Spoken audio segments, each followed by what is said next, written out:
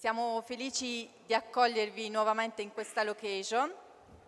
Vorrei partire subito con i ringraziamenti. Grazie al sindaco di Santeramo Vincenzo Casone per essere riuscito a presenziare in rappresentanza di tutte le istituzioni invitate oggi. Ringrazio il presidente dell'Ordine degli Architetti di Bari, l'architetto Mimmo Mastronardi, per la coorganizzazione dell'evento. E ringrazio i consiglieri tutti.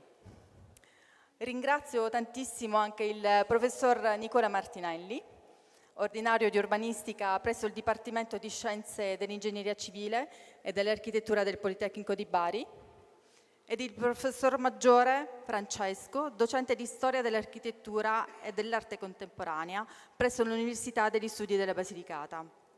Grazie a voi due per esservi lasciati coinvolgere in questo evento. Vi chiamerò poi sul palco al termine della lezione per delle vostre riflessioni a caldo. Ringrazio Mapei, il nostro gancio e partner storico, per essere sempre al nostro fianco, qui rappresentata dal responsabile Area Sud Massimiliano Antichi. Ringrazio voi qui presenti che credete sempre nelle nostre iniziative e che ci onorate della vostra presenza e del vostro tempo. Colgo qui l'occasione per invitare la platea ad essere partecipe col suo spirito critico e a porre dei quesiti all'architetto Martin Rein Cano a fine lezio. Invito qui Martin a raggiungerci qui. Un applauso, chiedo un applauso a tutti.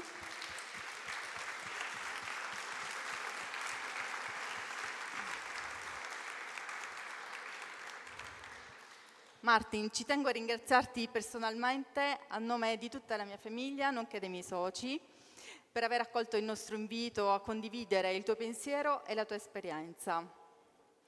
Per i non addetti ai lavori, in estrema sintesi, diciamo che l'architetto Martin Rein Cano è fondatore dello studio Topotech One con sede a Berlino. Dirige un'ampia varietà di progetti internazionali. Numerosi libri e articoli professionali sono stati pubblicati esclusivamente sul suo lavoro, che è stato insignito di numerosi premi e riconoscimenti. Perché lui oggi è qui? Perché l'architettura del paesaggio è un argomento vasto e affascinante ed assolutamente attuale nel dibattito pugliese. Un dibattito multidisciplinare che ha a che fare con le profonde e rapide trasformazioni valoriali della società e che rappresentano il punto di partenza per nuovi approcci di qualità. Spero che oggi nel pubblico ci siano anche sociologi, amministratori, oltre che progettisti, tanto da condividere le proprie visioni e confrontarsi. Tutti loro assumeranno un ruolo chiave nell'interpretare e nel rispondere alle dinamiche dei cambiamenti, con l'obiettivo di costruire ecosistemi antropici e non per una società sana e attiva. Io ho finito, passo la parola al sindaco di Santeramo in Colle. Grazie, buon pomeriggio. Un saluto veloce. Io innanzitutto devo ringraziare la signora Quartarella per questo invito, per aver organizzato in questo luogo magnifico che io ho sempre amato.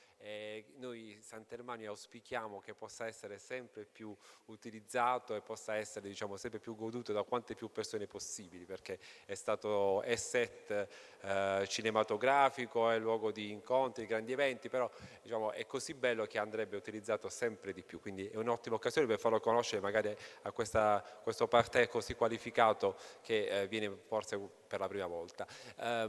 Ringrazio insomma il nostro ospite così illustre. Il tema è sicuramente di grandissimo interesse, perché noi amministratori ci troviamo, vedo tanti professionisti che lavorano anche per la pubblica amministrazione, ci troviamo giornalmente a confrontarci con problemi inerenti a quella che è la pianificazione territoriale, dell'architettura del paesaggio, e dobbiamo progettare per il futuro, ma dobbiamo anche risolvere vecchi problemi irrisolti che purtroppo ci troviamo spesso a dover, diciamo, fronteggiare. Quindi ascoltare un relatore così qualificato sicuramente ci farà bene e penso che gli spunti potranno essere importanti e notevoli. Ringrazio il professor Mastronardi e niente, siamo in ascolto e grazie per aver pensato, ecco, a valorizzare, a creare un'occasione di incontro in questo territorio. Questo è molto importante anche perché abbiamo veramente un tessuto di professionisti di altissimo livello e quindi è bene che ci sia sempre più questa sinergia e soprattutto anche con il mondo delle imprese, perché vedo che ci sono anche degli imprenditori. Grazie a tutti, buona serata, buon ascolto.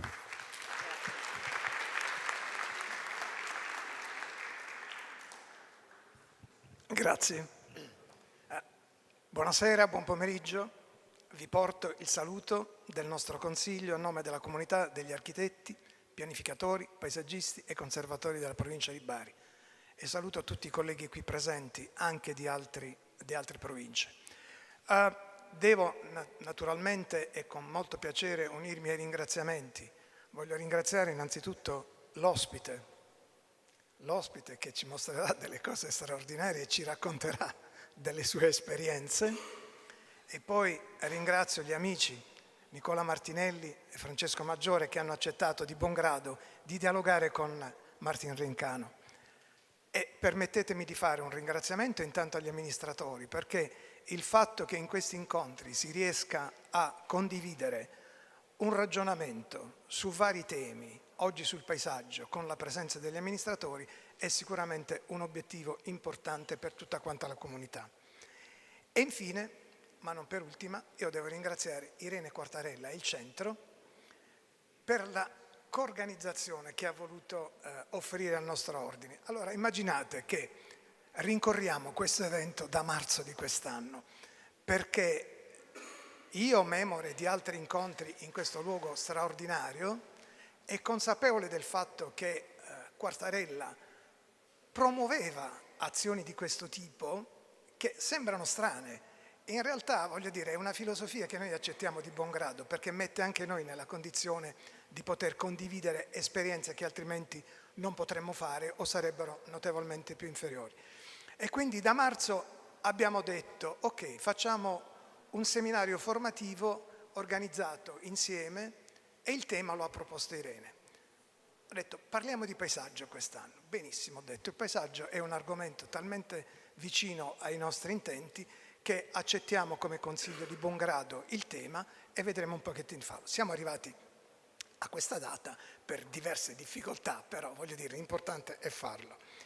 Ed è importante per noi architetti perché, voglio dire, l'ho ripetuto stamattina, c'era un altro convegno sugli edifici abbandonati.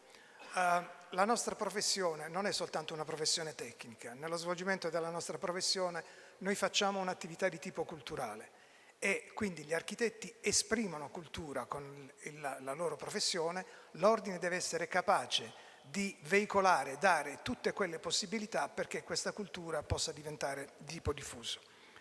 Permettetemi di dire qualche cosa sul tema. Nel 1987 Gro Harlem Brundtland, presidente della Commissione Mondiale su Ambiente e Sviluppo, nel suo rapporto Il futuro di tutti noi, ha posto per la prima volta il problema della sostenibilità dello sviluppo. La parola sostenibilità ha riscosso immediatamente un grandissimo successo ed è entrata nel linguaggio corrente. Ormai si parla sempre di sostenibilità. Noi architetti abbiamo identificato nelle politiche di rigenerazione urbana, sostenibile, un'irripetibile occasione per stimolare questo tipo di attività tesa alla riqualificazione ambientale, architettonica. Perché?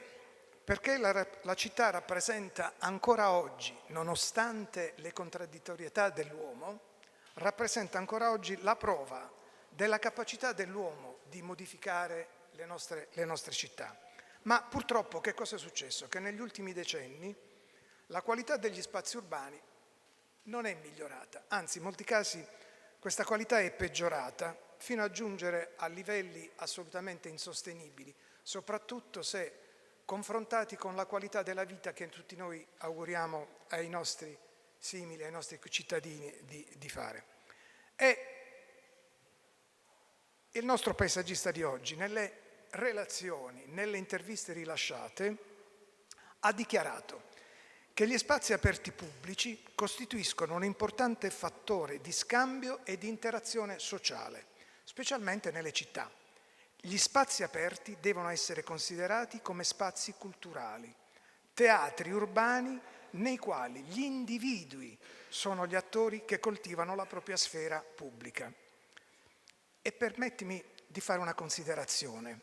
Torno indietro di un anno, ma faremo come a Bergamo, che ognuno di noi adotterà uno di quei... È vero.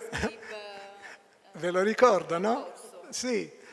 Lui l'anno scorso ha fatto a Bergamo questa installazione, questo ziggurat straordinario fatto con dei tubi, diciamo tubi innocenti per abbreviare la cosa, dove c'era questa grande scalinata dove erano stati allocati un sacco di piccoli alberi che in realtà erano a disposizione della collettività. Chiunque poteva andare, prendere e adottare uno di questi alberi per piantarlo o lì dove l'amministrazione comunale avesse dato indicazioni, oppure impiantarlo a suo piacimento in un posto qualsiasi. Quindi un altro esperimento che poi permetteva anche, una volta diciamo spogliata degli alberi, di guardare la città da un altro punto di vista. Garbi non è stato molto soddisfatto, però voglio dire... Però voglio dire, Catafalco, questa professione, la tua e la nostra, ci sottopone anche a questo tipo di critiche e di censura.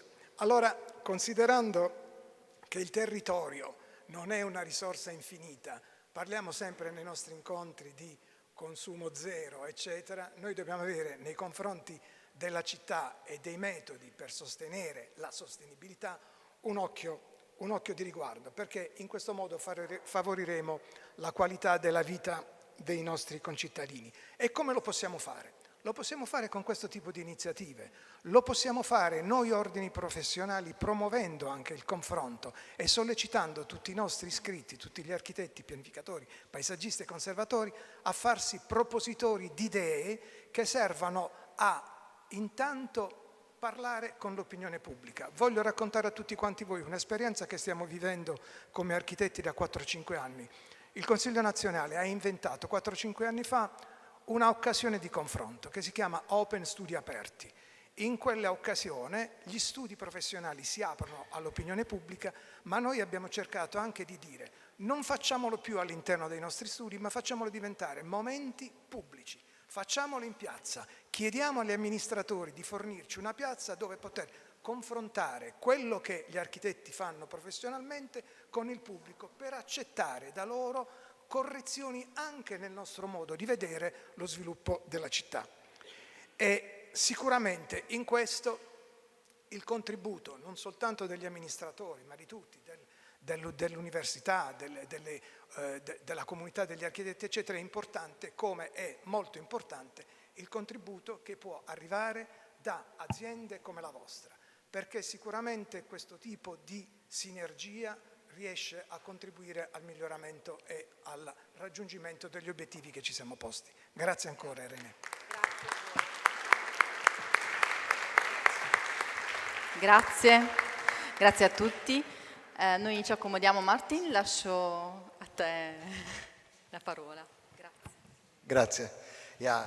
Anche io devo ringraziare. Il mio italiano sono abbastanza basico, io voglio parlare in inglese oggi, ma il ringraziamento va a essere in italiano, or part of it, let's say, will be in Italian, that's it. Probably I'm repeating what the president of the Chamber of Architects was saying, that when it comes to change, is not to expect other people to take care of the change, but always it's all of us who can do that. So I think it's very good if a firm like Quartarella is using an event like that, obviously for also not only for philanthropic reasons, but to combine, let's say, market interests with philanthropic issues. I think is a very healthy combination. So I think I would hope more firms would do that. And it's not only public institutions who have responsibility for spreading good words, but also in that case, private money. So thank you for having me today here. It's a very, very beautiful space that Italy has a luxury in spaces, I would say, it's always a joy to see the amount of beautiful spaces you have. And in the end, maybe a lot of the questions of sustainability are already contained in spaces like that, with that durability and that flexibility to contain so different issues as a wine-making factory and a venue space like the one we're having here today. What I'm talking, the title of my presentation today, oops, do I have to push? Ah, there it is. The title of my presentation today is Zeitgeist. I mean, I don't know if you know our firm. My firm is called Topotec One. We are based in Berlin, so our main language is German. And German is a kind of a maybe less abstract language than Italian is. It's very descriptive, let's say. So Zeitgeist means Geist is ghost or spirit, and Zeit is time. So it's the spirit of time in which every generation lives. Is the sound okay, or I'm too close to the microphone? Is it a bit? Is it okay? So the idea that we always are slaves of our times, that we only can think within our times. That's what the ghost of time is, that once it almost runs through you. You start believing things because everyone else starts to believe in certain things. And the question is only, how do we act respectively, individually, towards this ghost? How do we interact with this special trends, with this, let's say, the given of each time? So there's a poem that I would like to read. There was never any more inception than there is now, nor any more youth or age than there is now, and will never be any more perfection than there is now, nor any more heaven or hell than there is now. Urge and urge and urge, always the procreant urge of the world. So the idea that the now is so relevant in our lives that we can't partly not even imagine the past, you know. People always say, I can't imagine how we could live like that 10 years ago, 5 years ago, how our parents could live the way they lived. But we also don't have a clue actually how we will live in 10, 20, 30, 40, 50, 100 years. So the now is incredibly important. And the now is also an incredible source of creativity that we have to use, and everyone in each culture in their way. One thing that I feel is changing in general, I would say, because of media, because of the time in which we are living, because of the velocity in which we are living, is a lack of new narratives, and the significance of narratives becoming more relevant, let's say, than facts. That obviously can be seen as a very, very critical issue, as narratives, ideas, sometimes without facts become as important as facts, or even more important than facts. That's especially very dangerous when it comes to political development, and you guys in Italy know what I'm talking about.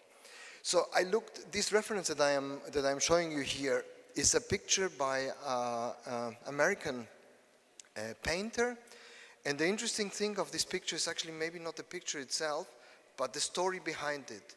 She actually paints, she goes to Guatemala, she buys a bit of land, she paints that bit of land in the way that we see it, in a quite realistic way. So maybe artistically not as interesting, but he buys the piece of land with the money that she makes selling the art. So if you put a piece of like that in your living room, you buy a piece of art, you buy a picture, but you actually buy a story. You say, my money bought a piece of land in Guatemala that is now preserved as nature. So the story is actually morally, ethically, and very much zeitgeist, very much of today. The picture itself maybe not that interesting, but that shows a bit the idea of how stories are, as we are all looking for new stories, you know. All the old stories doesn't seem to work anymore. We are all looking for new stories that can contribute to our to new beliefs, let's say. And so this is, I think, very, very important. Narratives, we need narratives. We can't do design, I think. We can't do things just with facts. We can't say a chair is just very comfortable. We can't say a piece of furniture is very useful or very functional, or a toilet, to come back to Quartarella, no? Just a place to do your business. So they have to have a story behind it, and sometimes the story becomes more important than actually the object. And so following that, I collected 5 pairs of titles that describe, let's say, in combination, the way we work. The first one is Contextualism and Resonance, and this is maybe our take on the Zeitgeist, our take on the spirit of time. So these combinations give us chances to do projects in a certain way that otherwise, or maybe other one, wouldn't do like that. But always, let's say, with the idea of having narratives and following, obviously, the aim of sustainability, of being good to the environment, of being politically correct, to be gender neutral, etc., etc., etc. The idea of a positive-driven activism, let's say. But in a very, let's say, in our own way. So the first one is Contextualism and Resonance. The second one is Identity and Narrative. The third one, Integration and Permeability. The fourth, Sustainability and Program. The fifth and last one is Temporality and Activation. To start with the first one, and usually the things that I'm showing you are things that are not, let's say, a manifesto written before we go to work, but things that appear, we are practitioners, so things that appear meanwhile we are working on projects that are ongoing. And this is a project I'm going to show to you that has a lot to do with the idea of context and resonance. Speaking of resonance, often the resonance, like in music, is not the sound that occurs in the instrument. It's the sound that actually gets spread in the room and resonates with the walls and with the other elements within the room. So the resonance is actually the music, not the instrument is the music. In that case, it's not the lamp that produces this blue light, but it's the light itself that fills the room that makes the room interesting. So sometimes, like the narrative is more interesting sometimes than the object, sometimes, very often actually, the resonance is more interesting than actually the origin. For a long time, Western cultures have been very much depending and working on the idea that the original is the only thing that is worth. But we have to rethink this idea of the original and of the resonant, or let's say the copy or the fake, as we are living in a time of fluent realities between reality and fake, between original and copy, between original and translation, let's say. And sometimes we have to redefine the idea of what is a good copy, what is a good original, and what makes actually the copy being actually often a better original than the original itself. However, this project I'm going to show to you, it's a cloister close to Frankfurt in Lorsch.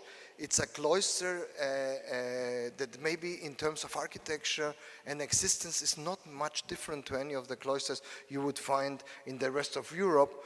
But what is interesting of this cloister, that it was used as a transcriptorium. It was a place where monks used to, before printing was invented, where monks would actually rewrite, copy-paste, let's say, texts from antiquity. So this place is UNESCO World Heritage because of that.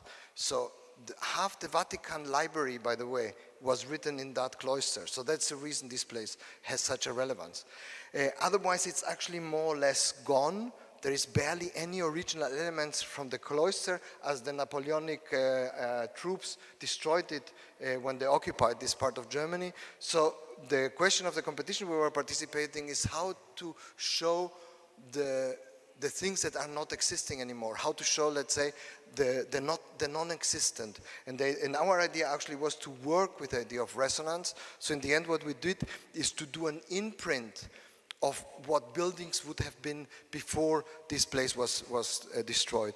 But also, what also happened is that after the Napoleon troops destroyed the place, obviously other things happened, other buildings happened, other plantings happened. So what we get is a kind of a palimpsest of different layers of history that create, let's say, this kind of superimposition of spaces, and in the end create this idea of resonance. So, and sometimes the absence, and that's also very important as a designer, maybe we've been very much trained in appearance, in being apparent, in being real, in being important, and being a strong fetish, let's say, yeah? But suddenly, sometimes maybe the inappearance, the disappearance, let's say, the poetic disappearance is maybe one of the answers that can be thought as being maybe more sustainable than the total appearance and narcissistic appearance that we've been taught by our forefathers. So this is a project in that respect, maybe sustainable. I don't know if this is a good bridge or not, but this is one of our strategies to work with traces, let's say, because in the end it's also a fake, because these traces, we fake these traces, let's say. These traces were not there.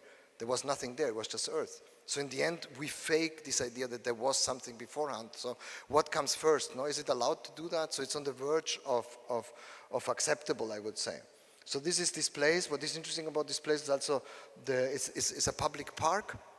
I will talk about double use or multi-coding of spaces. In that case, it's not that strong, and it wasn't also something we've been really working on, but in the end, this space is also part of this. It's a town of 30,000 inhabitants. It's the main park of this space, so that it becomes also part of the experience of living in this place. We also try to say that this place can be experienced on different levels. If you have knowledge, if you come as a scholar, you understand that there is a footprint of buildings.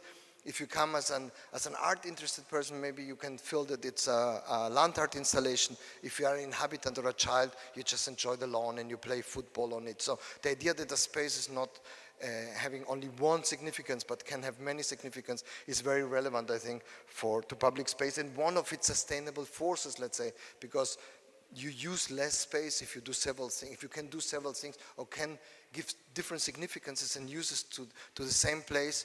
You don't need several places. You don't need a historic park and a useful park and an artistic park, etc. So things can be all of that actually at once, and I think that's possible, and it also should be done. The second pair of that defines another strategy, and it's really very much related with the narrative, is probably the most famous project of ours is the Superkiln project in Copenhagen. If you guys Googled us, that's the first thing that appears on the Google search, and it's a project we did almost 12 years ago now. And it's very much related with a tradition of landscape architecture that was created in the Romanticism. And what is interesting about that time, that actually there were, and maybe it's very similar to what we experience today, we have a flooding of pictures. You know, we have Instagram, we look into the internet, and we have a lot of pictures, and we don't even know if they are actually real or actually faked, you know. And they all can be very interesting, or even more interesting if they are well faked, let's say, or in a way faked that we understand that they are actually faked. So the idea what is real, what is not real is maybe a question of today, and maybe it started more or less in the Romantic time. The Romantic time has maybe one background information that's interesting happened parallel to more or less to the industrialization. The discovering of the steam machine and the development of romantic parks happened more or less parallel. So the idea that we would accelerate the world with industrialization, with machines, with trains, and let's say the idea of de-acceleration in terms of romanticism, of wandering around, you know, and being very poetic happened, let's say, in the same time. However, what I'm interested in that time is that pictures were there before the actual reality. So Nicolas Poussin and Claude Laurent, two French painters, did this kind of collage that actually never existed. They placed all different sorts of buildings, temples, landscape, people, etc., animals. So they created this kind of ideal world, okay? So it was a fake landscape. British aristocrats, however, thought it was so interesting that they asked landscape architects to actually build spaces like that. So what happened here is actually that the causality of reality and fake was turned around. So let's say the copy of the reality, of the fake of the reality, was done before the reality was done, that in the end became a fake of the fake. Okay, so on some point we get lost in this kind of chains of causalities, and this is something that happened in the industrialization, happened in Romantic time, but that we are experiencing maybe more and more, this idea that we live in a nimbus of time and space, and we don't exactly know where we fit in. So partly we live still in the Middle Age, partly we feel that we live far ahead of our time. So The other thing that is interesting about that style is that obviously it integrates Greek, Roman mythology and elements of temples, etc. But all of these things are actually recreations. So none of these elements that you see here were kind of taken out of Greece or Italy or wherever and put here. There are examples where that happened, by the way, but most of the parks are just bad translations, let's say. The scale obviously is different. It was only not photographs, they didn't have photographs. It was sketches maybe that they took, or even the paintings by Laurent and Poussin that they recreated. So the idea that you can create your identity mixing elements as you want to. So you would put a Gothic bridge, you would put plants brought from the Americas or the other discoveries of the British of those days into your park and create your own reality. What is interesting, however, that nothing in these parks is actually British or English. All these elements are actually foreign. So the only thing that is British here is actually the weather. Today we call these parks English landscape parks. So something that is being done with elements from many, many different cultures, stolen from all around the world, all these ideas. The British didn't have one single temple, you know, and just maybe 2 or 3 trees. And suddenly they have all these beautiful cedars from Lebanon and whatever, and these beautiful rhododendrons from China, etc., etc. All the things that we now think of a beautiful English garden are actually not English. So creating an identity, creating a new narrative is possible. So let's put it like that, a tradition is makeable. It's not that it's given by God, okay? And this is maybe part of an idea that as designers, also speaking of sustainability, the problem is not, we all know how to solve the problems. What we don't know is how to give these problems, let's say, a sexy narrative yet. So we don't have, let's say, the Bible, the New Testament 2.0 yet. Okay, so we're waiting for the second messiahs to arrive and show us where to go, yeah? So, but this was a joke, so don't worry. You can't laugh or not, I don't know, maybe there is too many Catholics here. So, and the question, however, of another narrative, maybe examples like that can help. And the reference that I'm showing here has to do with the fact that the park where I'm talking about is actually in a neighborhood of Copenhagen in which 99% of the people are actually immigrants. So the idea of the competition that we won before realizing this project was how to make a park that could work as improve, let's say, the well-being and the acceptance of immigrants without this neighborhood. So in the end, this is one thing. Second thing is in Denmark, the idea of participation is very relevant. So people are very used to be asked if things happen in the public space, in their realm. So they want to be asked and be participating. So the idea of participation in that case was a bit difficult because most of these immigrants who live here do not speak Danish, don't have, let's say, the socialization of Danish background, understanding how to participate, and they also don't have the urge to participate because they have other problems. They're poor, they just arrived, they may be traumatized, whatever. They have other problems and other motivations than talking about the park next door to them. So this was, let's say, the context in which we have to work. And we thought, how can we develop a park, a design that on one side maybe understands the idea of translation as an idea that is part of an experience of immigration. You know, when you move from one country to another, you take yourself, you take your language, you take your culture, you go into the next country, you learn the language, you learn partly the culture, you usually become some kind of hybrid, like the Italians in New Jersey, you know? So they are American, but they do American pizza now. Let's not talk about that. But in the end, you are both. You are American, you are Italian. You are a hybrid of different things, you know? So is the English Landscape Park. The English Landscape Park is a hybrid of England and the rest of the world. This idea that identity is not a fascistic idea of something very singular and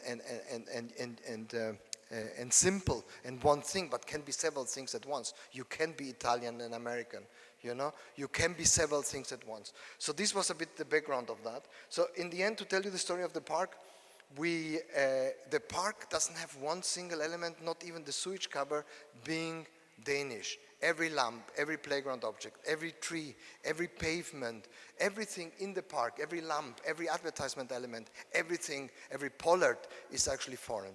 And these objects were chosen by the people. So the idea was, instead of doing a discursive participation, it was, let's say, a fetishized participation in which people could propose objects that then we would curate and put into the park. Okay? So, and this is part of, this was a publication in which some of these objects are contained. I'm going to come back to them in a sec. So we have about 100 objects in the park. As I said, none of them Danish. One of them, one of my favorite ones, is a sign from Mazda. It's actually, you know, the problem was in the beginning, it was very difficult to engage the people in participation, even to choose objects. We had set up advertisements in the papers, we had do radio advertisement, etc., but barely anyone was interested in participating. So what happened, or what we tried afterwards, is to go, we had five translators, 5 interpreters, to be clear, yeah, that actually would go with us from house to house, knocking at the people and asking them, we are doing this, do you have an idea to propose something from your culture for this park? And in one of these occasions, this guy, actually in underwear, opened the door and said, oh, I don't have time, I have to go to work, whatever. But he knew the translator, okay? So they started to talk, etc. And then he started to engage with us, and he brought this pile of photographs. And on top of the pile of photographs was this picture. And he said, oh, this is my uncle, he's a dentist, and he actually paid for me coming here. And so we thought, oh, that's really a nice object. Can we have that? And he agreed. And so after this kind of translation happened, you know, from this kind of original object that was foreign to an object that, let's say, in its significance, because of the half moon and the tooth, still has this kind of foreignness, but suddenly it's a Nordic object. It's clean, it's smooth, it has this kind of Nordic coolness that the other object didn't have. So suddenly it's exactly the analogy of the immigration. It's foreign and it's Danish in the same time. So you don't have to design to be one of the two, you can be both, and there's no problem in that. And also another thing that we liked about this object, it has also a certain, when it comes to understanding between cultures, I think one thing that is relevant is that we put a bit of humor into the equation. So we thought that having the tooth in the half moon had a little bit of a humoristic element, you know. So it's religious, but it's actually a dentist, and the dentist is the most laughable profession in the world, probably. So we thought it could be a good way to go. Yeah.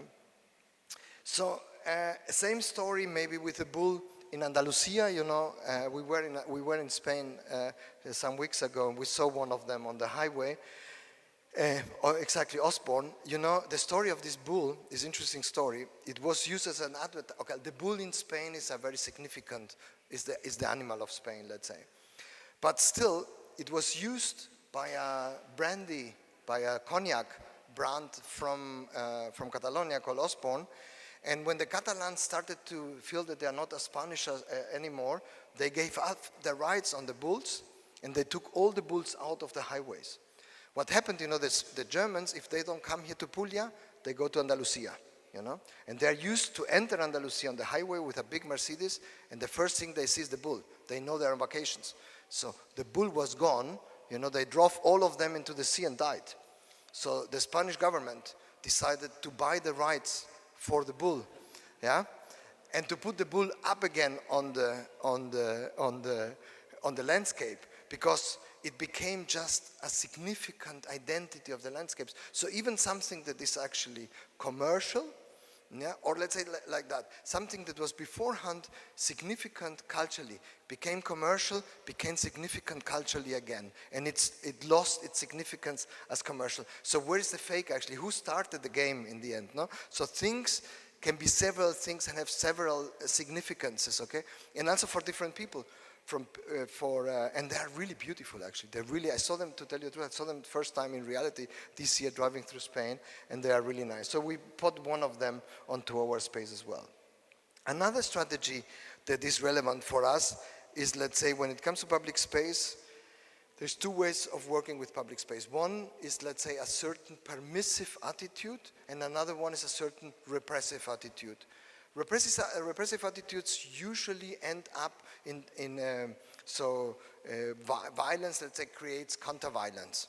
Okay, so if you're very repressive, people are also going to put more graffiti and being more destructive on the space. That's what I believe, at least. So one of the problems of the space was that the people living here, the young people here, would be too loud. So there was a movement of people trying to forbid doing any loud music or anything on the square. So what we propose instead, there is a group of immigrants from Jamaica on this spot, okay, on this neighborhood. So what we propose is actually to get one of these boxes that they have on the street in Jamaica and place it on the side, okay? And you can use it. There's an app, a Superkillen app, that you can go and play your music with these loudspeakers. You can do it as loud as you cannot do it as loud as you want. You cannot do it during siesta time. You cannot do it when it's dark. So the idea is that you create a certain permissiveness, and you create also a sexy element that is more sexy than your carry on music box, let's say. And this kind of transitional moments between being repressive and permissive is maybe a way to put it.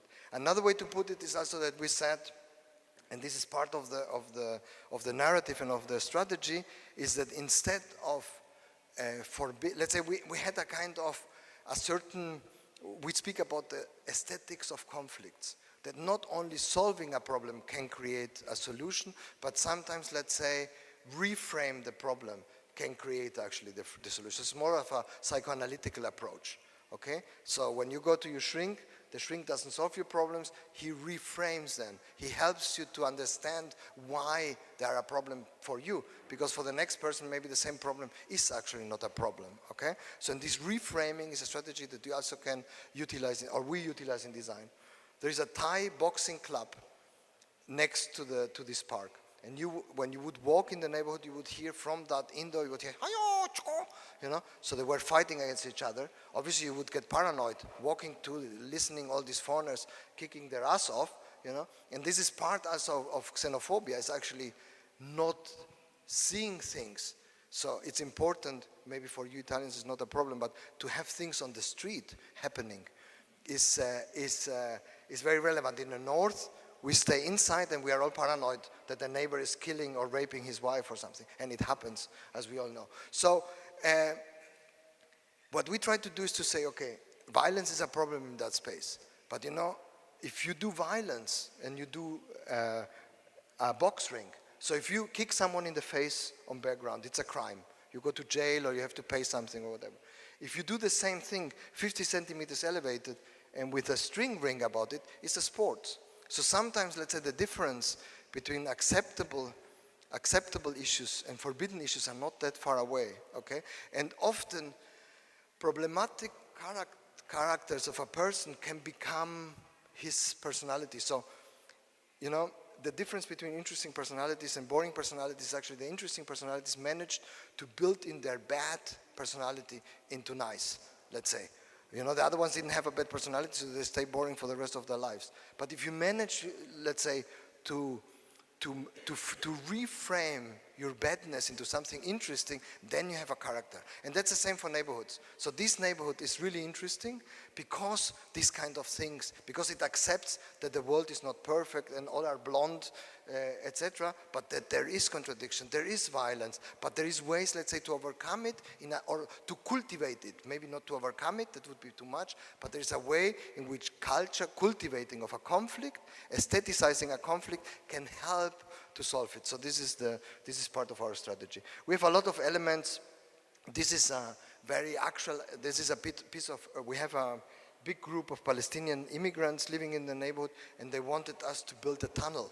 You know, the tunnels that go between Egypt and Gaza, they wanted us to rebuild one of those. We actually didn't, but we told them that we would be interested maybe in the debris of the tunnel, let's say the earth, because people often relate to their country as their soil. Okay, so what we did is actually to put a little bit of soil that for some people is just dirt and for other people is holy. So the idea that you have to accept that people have different perspectives on your very own fetishes, yeah, is really important in creating tolerance. So, and part of the participation was actually that we did 5 trips with 5 of the proponents of objects. We did 5 travels to the origin where the objects would come from. Yeah? And I'm going to show you now a movie. Movies about that. So you can see in Thailand, we went to Bangkok to pick up the boxing ring. That is also part of an experience. In Thailand, boxing rings in the public space are common. We went to Israel. You can see the crane on the bottom right to pick up the earth. That's the only thing actually that was picked up in reality. The other things were kind of thinking picked up. So it was an abstract picking up, let's say. Yeah? The soil, however, was really transported from Israel to Denmark. We went to Jamaica to pick up we went to Spain to pick up the bull. We went to Jamaica to pick up the loudspeakers. And now I'm coming back, let's say, I explain you the strategy, but let's say the top of the strategy is actually creating expectations, creating a narrative that is so interesting that suddenly it creates expectations, let's say.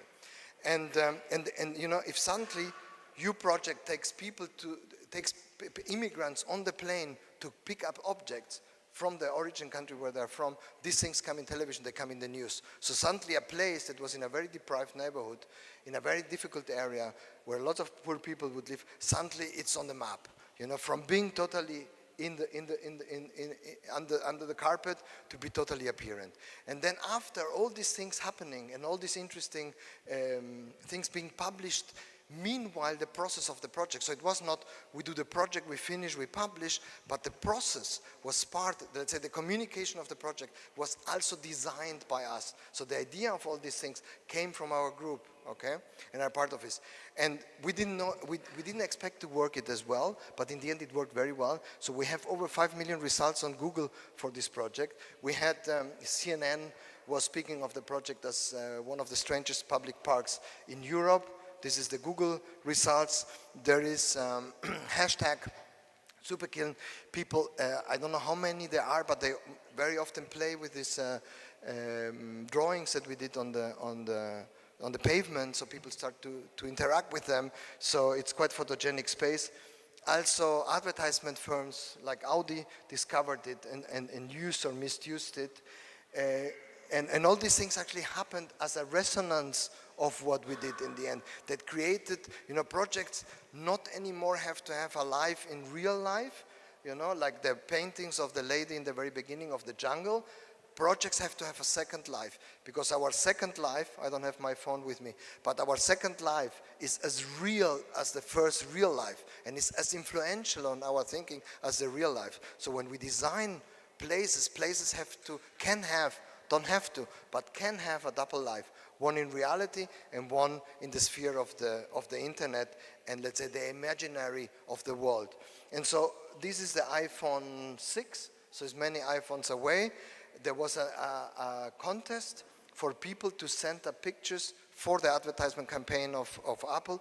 One teacher of a school next to our project sent a picture, and it was taken by Apple, so we are not responsible for that. So that the project suddenly was here on Potsdamer Platz in Berlin, it was in Tokyo, it was in Los Angeles, it was in the back of the New Yorker, of the Süddeutsche Zeitung magazine. So suddenly the project was real in many, many different levels and in the imaginatory of many, many people because of its, obviously because it also looks good. But looking good is usually a standard when it comes to design. And that can be expected. The narratives, we never learned so much to design not only beautiful materializations and beautiful, but also to design, let's say, stories around it. And that might become more and more important for certain projects, not for all of them.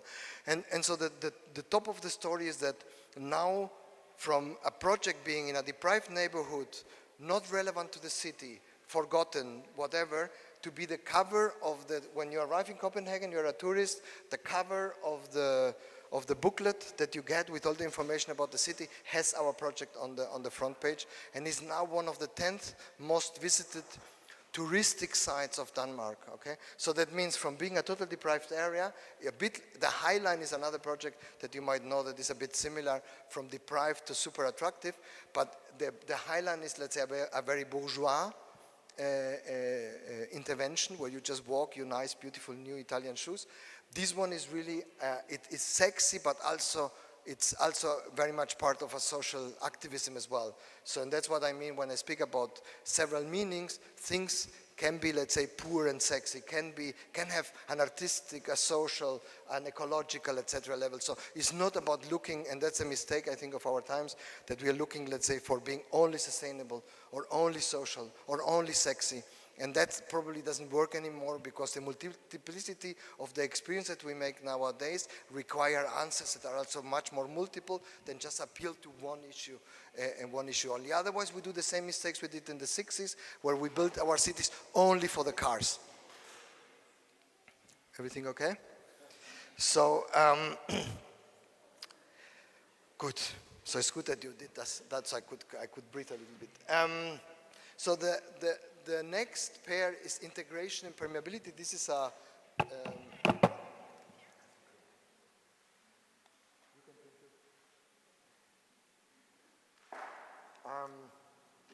the next one is integration permeability. I told my firm, we are going to be in 2 years we are 30 years old, and since around 8 years we've been doing mainly landscape architecture, urban design, but we also do buildings. Approximately since 8 years, we have an office. We have one in Berlin and one in Zurich. The one in Zurich mainly works on architectural projects. So I'm going to show you one of those that we are starting doing, and seeing how the influence, let's say, of this holistic thinking, or the ideas of public and private, of permeability, as it's called here, are relevant for us. So this is a project for an art school, for an art academy, design and art academy in Offenbach. Offenbach is a neighbor city. Actually, they grow more or less together. So it's next to Frankfurt. It's like 15 minutes with a tube from Frankfurt to Offenbach. And from being a very proletarian city, it becomes more and more bourgeois as well, and wealthy, because of the influence of the banks and of the force of Frankfurt. However, they have a quite important art school, and they did a competition for a new for a new building in a new development along the harbor that used to be industrial, and like in many cities, and now it's part of a normal or urban development. So this is I think this is the Biennale 2016, in which Offenbach was an example of the idea of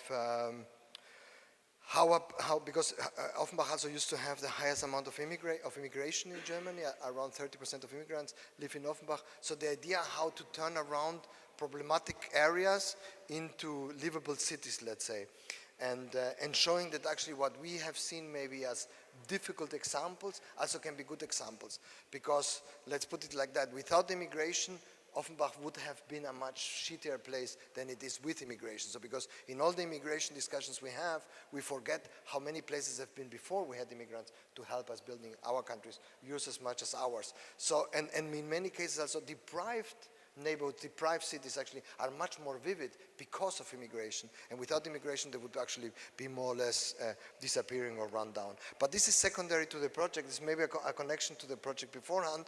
This reference, that it's a collage from our competition, is the idea how relevant it is that public institutions like an art school also change the way they are conceived.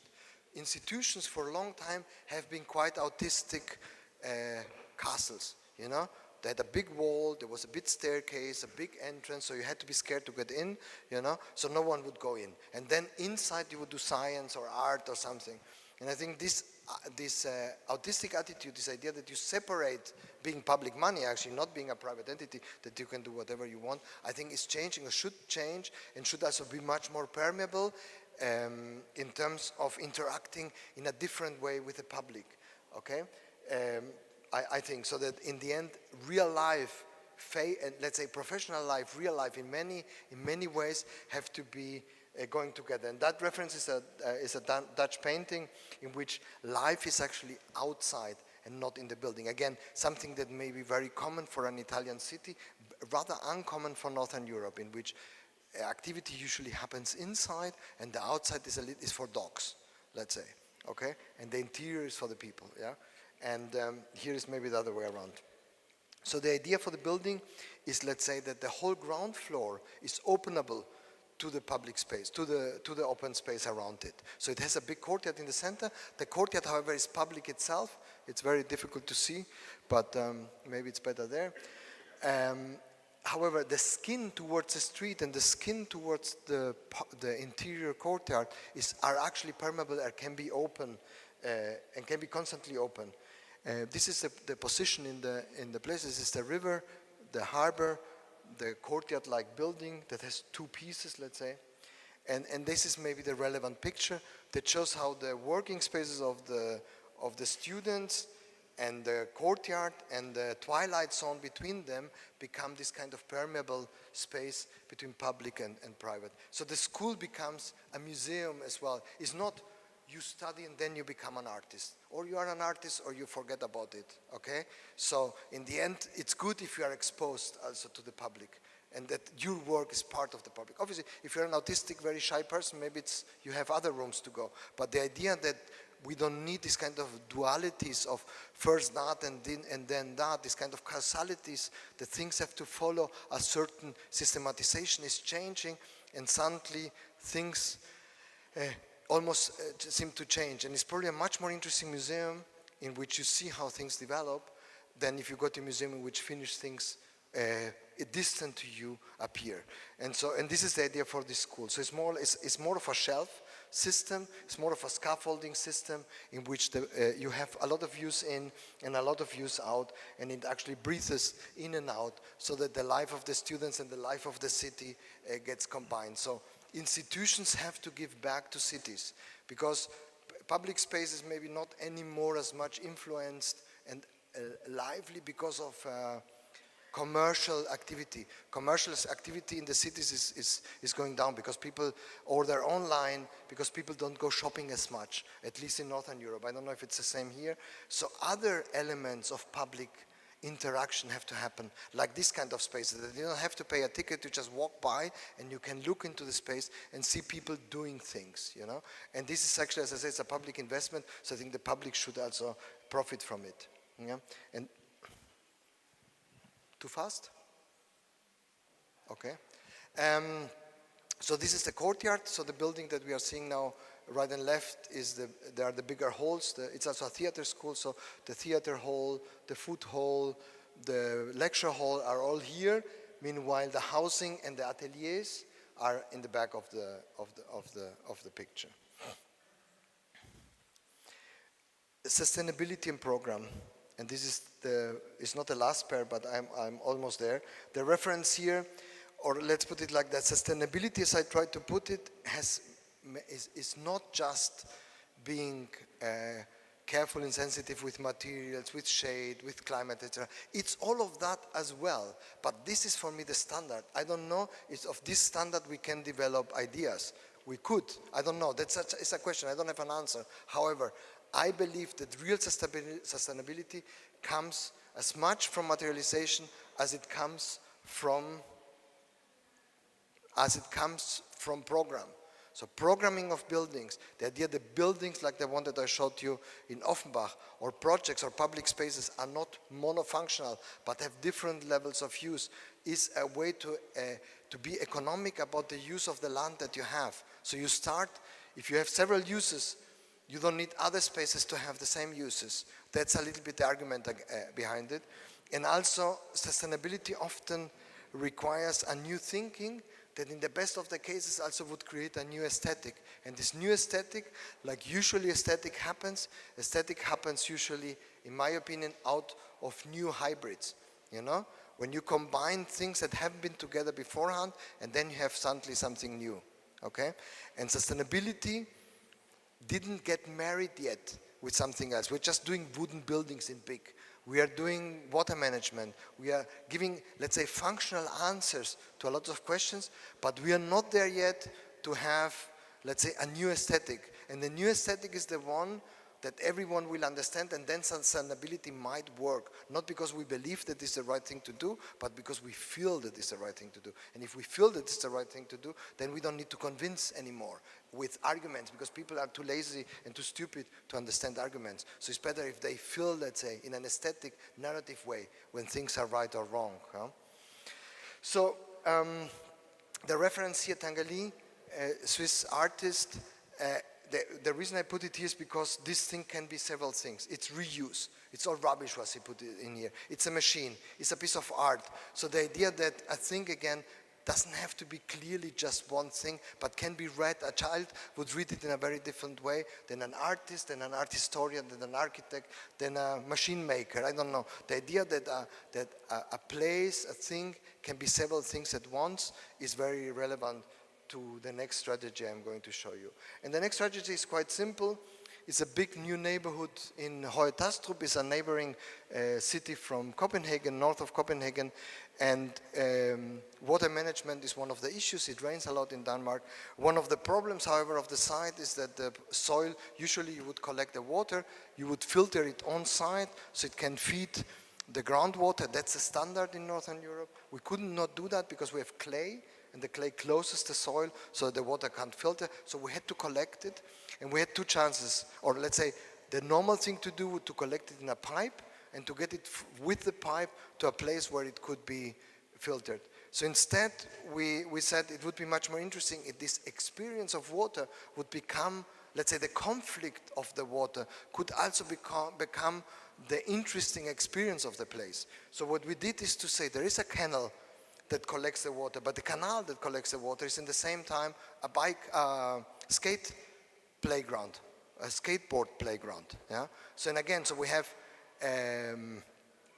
a playground for kids, and we have a sustainable solution, let's say. And this combination creates maybe another take on space, because suddenly the playground can't be used 24/7, because it also serves another purpose.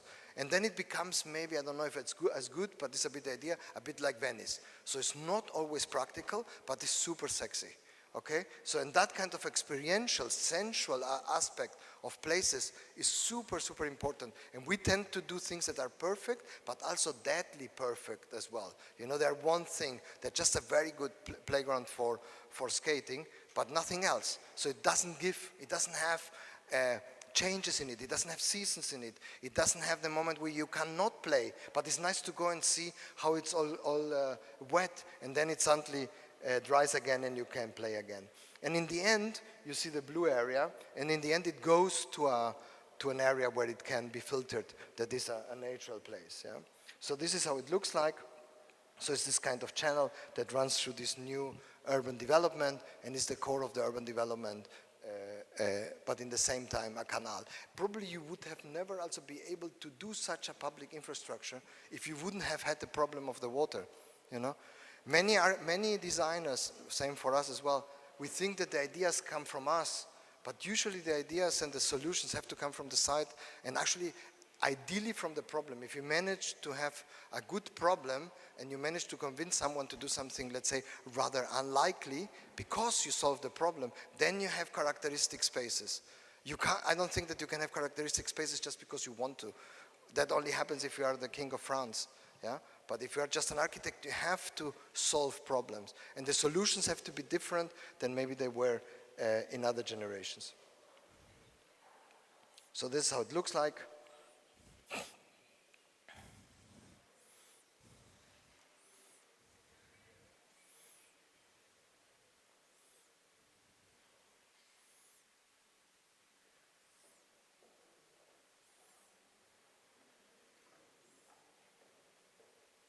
And this is where it ends up going to nature.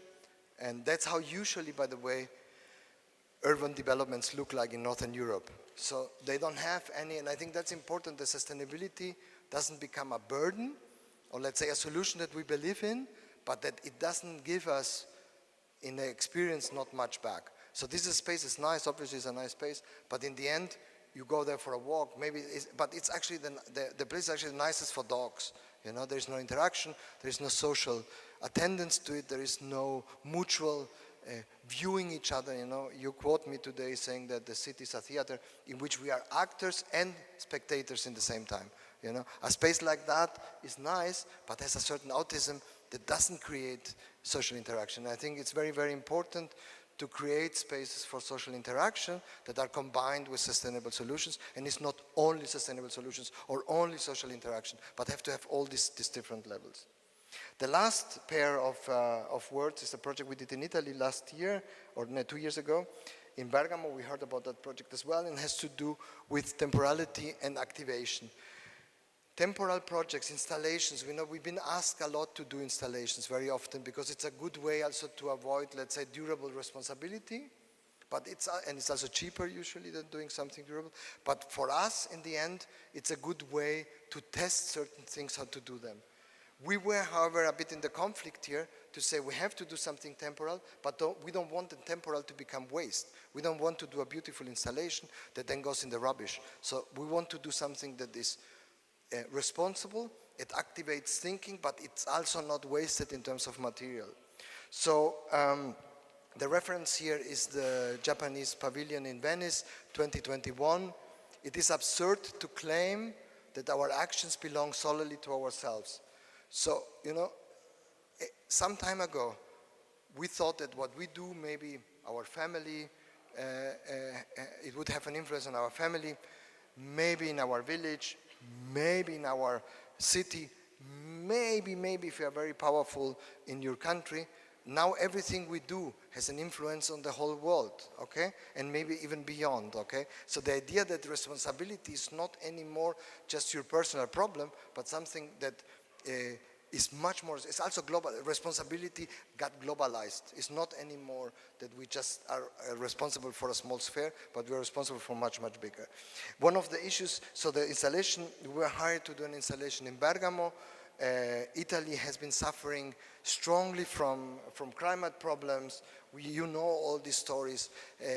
Climate change is a reality that also create casualties. People die because of climate change. So it's not anymore, it's okay, we have more air conditioning, or we go to Germany on vacations, you know. It's more than that. So how can we, and it's too late to stop. So we will also have to adapt to it, okay? So what we have to try to reduce it, but we also have to try to adapt to it. So, and one of the things that I always think that is a problem when it comes to climate change is that it always feels for each individual very difficult to take action. So, because it feels such a big problem that you feel that yourself can't do much. So the idea was, how can we do something again that is social and sustainable and helps the climate? Yeah, and the idea was to do. I go a little bit. Was to do. Well, the first installation was in Milano. The idea was to do a scaffolding structure. The scaffolding can then be reused, so it's only rented. It hasn't been produced for us. It has been obviously produced, but it can be then used for other purposes afterwards. So it has multiple uses. It doesn't go in the garbage. The next thing was to say, we want to have plants, we want to have small trees, and these small trees, actually, as we heard before, were taken by the people and planted everywhere in the city. Because there is reforestation concepts by many regions, probably your region has one of those as well, but there is very little citizens interaction with them. So the idea was to give people a plant, a tree, that they also not would plant in certain areas, but randomly in the city. So the accidental planting also is relevant when it comes to the warming of the city. So the idea was maybe, you know, we've been trained to construct durable things. Maybe sometimes we have to think more of the deconstruction of things as part of the thing than actually the construction. So I was explaining it to the interpreters today, would say, it's like a beautiful table done by your nonna, you know, beautiful gnocchi or whatever. You don't eat gnocchi up here, no? Or down here, but whatever, with beautiful pasta, yeah? The table is set up beautifully, and then tutta la famiglia arriva, is mangia tutto, you know, like terrorists, yeah? And this idea that you actually do something nice, not to build it forever, but it's for the experience and it's for the moment, it's actually rather to be taken apart, you know? Because all these things that are forever, in the end up being taken apart. Everything we do forever is being taken apart. So maybe we should think from the beginning to take things apart instead of doing them to last forever. And this is a little bit the idea. This is in the Foro di Salone in Milano. So people would have a beautiful bag because we're in Italy.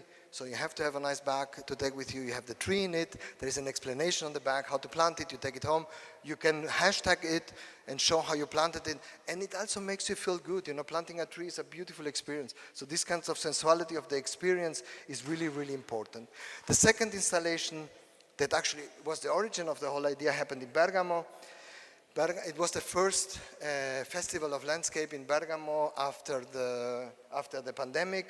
So the festival was called Grow Green, Grow Together, and the idea was how to create an installation that actually would heal the city in terms of climate, but also would give the city a place to unite and to be together. So the same story, we have scaffolding. In that case, it's a pyramid, a sitting pyramid, and people could take their plants with them and would again deconstruct the pyramid instead of constructing. They would take it apart like a good meal at your grandma would be, and then you would go and plant the plants. And but in the same time, this and obviously we have nice. And in the same time, however, the idea of interacting with the space was also relevant. You know, the Piazza Vecchia is the name of that space on Città Alta. Doesn't have any public sitting. So you have restaurants on the side, but you can't sit anywhere. So the idea was also to offer like a big poltrone, a big sofa for the community to sit, and also to give other program beside the temporal stuff. So beside, as I said, the planting, we also established a film festival called Homo Urbanus by Becca Lemoine. Becca Lemoine are filmmakers from Venice, and we showed 7 films of them, and on the square, so that again, the square was not only a temporal installation about gardening, was not only about regreenering the space, was not only offering sitting for the people, but also was offering different programs, different experiences of space in a space, giving it multiplicity, giving it different levels and layers of use. Grazie mille.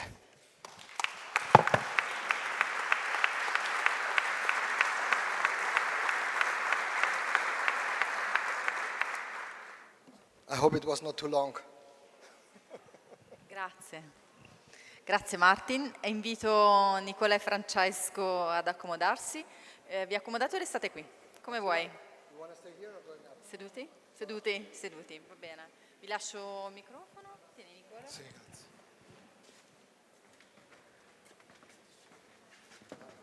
Cominci tu, Francesco?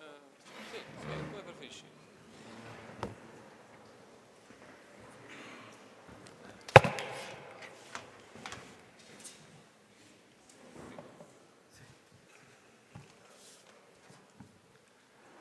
Bene, intanto desidero rivolgere alcune parole a René Quartarella per sottolineare il valore etico della sua azione di promotrice di iniziative di così alto valore culturale per il mondo del progetto, dell'architettura, del design, del paesaggio e soprattutto per il nostro territorio. René dimostra una sensibilità e una passione davvero straordinaria ed è un esempio di come un'impresa possa agire sul proprio territorio con un senso di responsabilità e non solo di profitto. René e la sua famiglia si dimostrano attenti alla ricaduta della propria azione imprenditoriale e all'impatto sociale che un'azienda può determinare sui professionisti e anche sui cittadini, e quindi contribuire a maturare, far maturare, formare, dare consapevolezza che eventi come questo possano davvero contribuire alla costruzione di una città e di passaggi di qualità. E questa sua attenzione, peraltro, e questa sua sensibilità l'ha dimostrata proprio nello scegliere come ospite Martin Rein Cano, in questa, tra l'altro, meravigliosa sede che ci ospita in un paesaggio davvero arcaico, ancestrale, surreale, metafisico. Pertanto, perdonatemi questa introduzione, ma credo che sia davvero necessaria e sia uno straordinario esempio per tutti. Quindi grazie René e grazie davvero a tutta la famiglia Quartarella. Bene.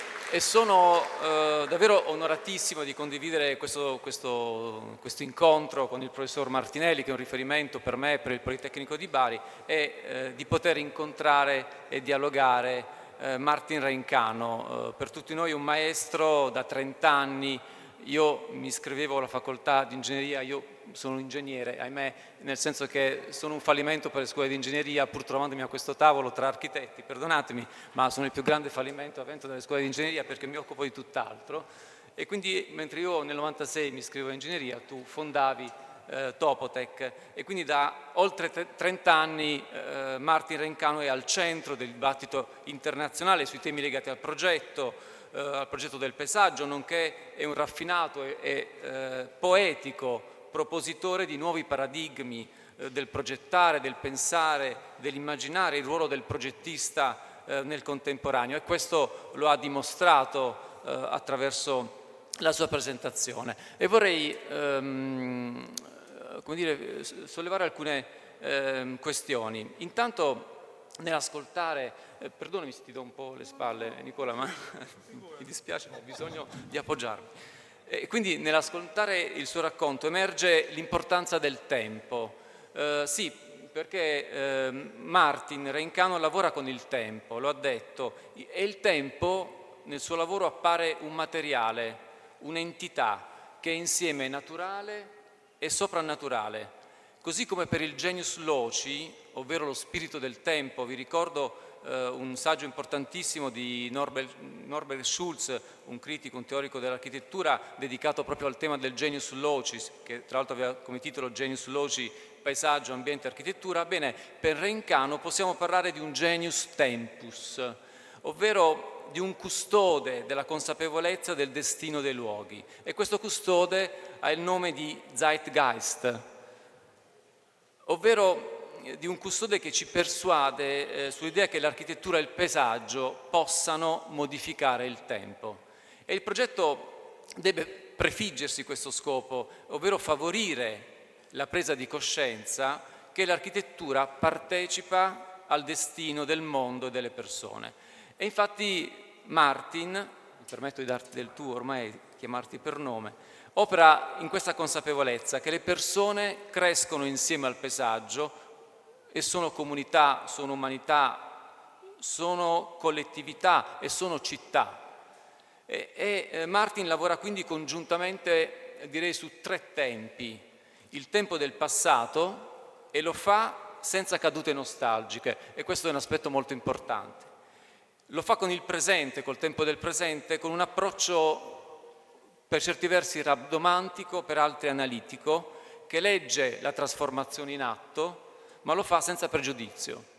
E poi c'è il tempo futuro, ovvero il tempo che è rivolto alla posterità, e l'ha dimostrato anche nell'ultima carrellata di immagini relativa all'architettura temporanea, con un approccio appunto responsabile e sostenibile. Bene, questi 3 tempi convivono coraggiosamente, in modo armonico, e si traducono in opere segnate dalla responsabilità di determinare scelte, comportamenti, e anche nella consapevolezza che l'architettura possa farsi cura. Ecco, nel lavoro di Martin e del suo gruppo Topotec, a questa convivenza tra tempi si aggiunge un'altra trilogia, che è quella tra uomo, architettura e natura. Ed un altro aspetto su cui vorrei soffermarmi è proprio la sua idea umanistica, per certi versi rinascimentale, di porre al centro di ogni sua scelta l'uomo. Lo ha fatto in tutti i passaggi, mostrando il suo lavoro. E appunto la centralità dell'uomo emerge chiara come nella vocazione di tutte queste coppie strategiche, tematiche che ci ha proposto. E in ciascuna di queste coppie tematiche, appunto, rivendica la centralità dell'uomo e la dignità del cittadino, concependo il paesaggio urbano come uno spazio di ricerca per una migliore qualità della vita. E questo vale sia sul piano estetico che su quello funzionale, dove tutto conserva una misura umana nella dimensione dell'abitare. E qui mi viene in mente un passaggio molto bello di Leonbattista Lamberti dell'Edificatoria, quando dice che la città è come una grande casa e la casa a sua volta una piccola città. Ecco, in questa attualissima comparazione risiedono... Ok, pardon. Okay. Ho preso da te. E in questa attualissima comparazione risiedono i termini di un impegno che contraddistingue il lavoro di Martin Rein Cano e che vede tutti coinvolti, non solo architetti, non solo ingegneri, urbanisti, sociologi, paesaggisti. La presenza degli amministratori, dei tecnici in questo contesto è determinante, pensando proprio ad un vero e proprio rinnovamento del vivere lo spazio pubblico. Chiudo dicendo che molte delle riflessioni che ci ha proposto inducono a pensare la città come ad un organismo vivente. E qui cito un altro mio maestro che è Gianfranco Dioguardi, appunto, che immagina proprio la struttura della città come organismo, entità vivente, ovvero come un soggetto composto di organi, di apparati, di strutture e che è dotato di una propria anatomia che è appunto urbana. E la città infatti si evolve, si stratifica, si espande, si contrae, ha un proprio metabolismo. Il metabolismo della città è fatto di flussi di energia, di materiali, di veicoli. La città soffre, ad esempio, di bulimia turistica, di criminalità, di cattivo governo, invecchia per fatiscenza, deterioramento, è vulnerabile, è soggetta a calamità, allagamenti, terremoti e si ammala di pestilenze, di pandemia. Il tema della pandemia è molto presente, soprattutto nella tua teoria più recente. E partendo da questa analogia è possibile immaginare che la città, in quanto organismo vivente, possa avere dei sentimenti e che possa addirittura poter parlare. Un sentimento della città è quello politico, sentimento che determina la capacità di vivere insieme, di sviluppare una coscienza civica. E le parole della città possono ritrovarsi nelle sue architetture, nei suoi monumenti, nei suoi giardini, nei parchi, nelle piazze, ed è attraverso di queste che la città può raccontare la propria storia, il proprio stile, la propria origine, il proprio sviluppo, le proprie tradizioni, il proprio passato e anche il proprio futuro. E alla luce di queste considerazioni gli insegnamenti di Martin Rein Cano sono preziosissimi, perché ci dimostrano che per garantire uno sviluppo sostenibile e una conservazione sapiente delle nostre città sia necessario aver cura, averne rispetto e averne premura. Grazie Martin, grazie a voi.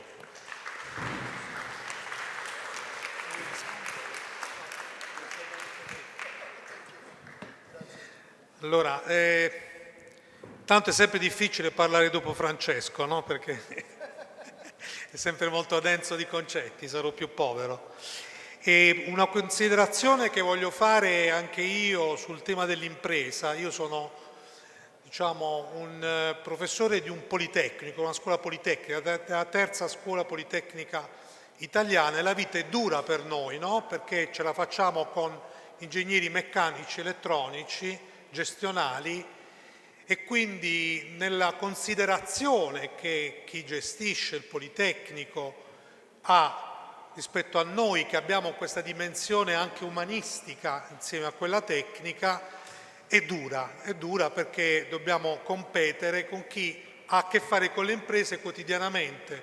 A noi è più facile invece, come scuola di architettura, avere a che fare con le pubbliche amministrazioni, no? Però su questo, i nostri governanti, chi gestisce, la scuola politecnica, ha un po' di difficoltà. Questa presenza oggi pomeriggio qui da René è invece in qualche modo disvela un altro tipo di rapporto che si può avere con l'impresa, anche per noi, del mondo dell'architettura e del design, visto che il mio dipartimento ha entrambi i corsi di laurea al suo interno, appunto quando l'impresa, oltre al profitto che è la sua spina dorsale, guarda anche ad una dimensione sociale e culturale. Quindi ti ringrazio anche io e sono a mio agio oggi qui. Io provo, tu ci hai dato 5 coppie di corrispondenze di termini, provo a tenerne una, visto che in qualche modo Francesco le ha un po' attraversate tutte, quella di contesto e risonanza. Contesto come rispetto del sito, della sua storia, della sua natura. Noi sappiamo che nell'architettura contemporanea in questo momento a livello internazionale c'è chi dice come Rem Koolhaas: del contesto me ne fotto. cioè l'interesse è sul progetto e sull'oggetto architettonico, quindi il contesto è un elemento secondario, addirittura per certi versi, io l'ho sentito in una conferenza, quindi sono testimone oculare di questa cosa, il contesto è secondario. E poi tu lo metti in coppia con risonanza. Allora, se vai a vedere la definizione di risonanza nella scienza, la risonanza, diciamo, è quell'elemento di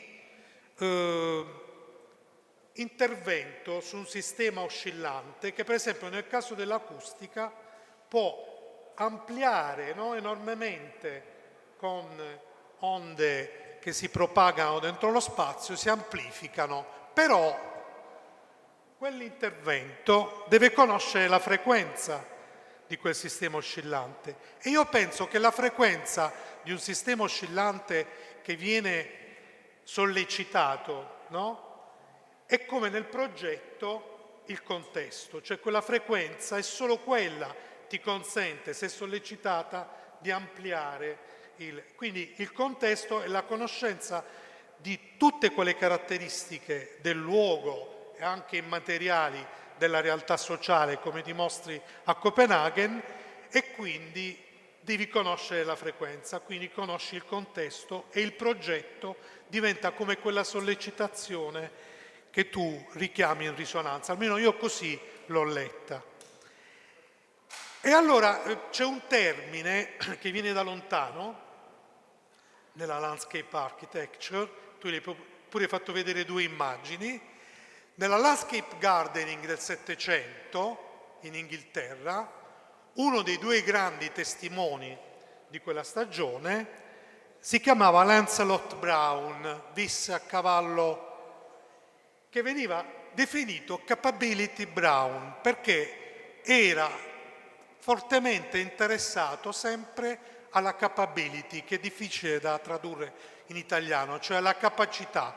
Arrivava in un luogo per realizzare il suo progetto e la frase che riporta la storia del paesaggio, dell'architettura del paesaggio è: questo luogo ha grandi capacità di miglioramento. Ecco, io penso che i tuoi progetti mostrino questo, cioè che il filo rosso di tutte e 5 le coppie complementari che tu ci hai dato è attraversato da questa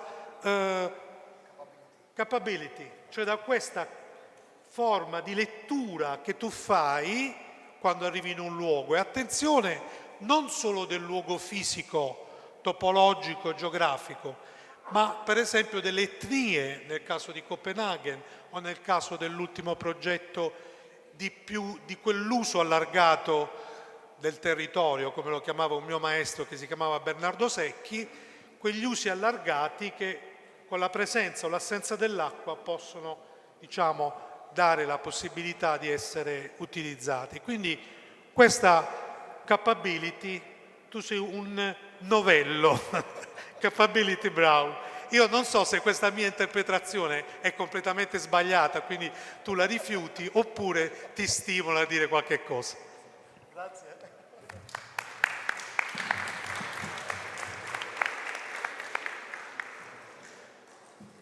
Is the audience making questions or are we having the audience making questions?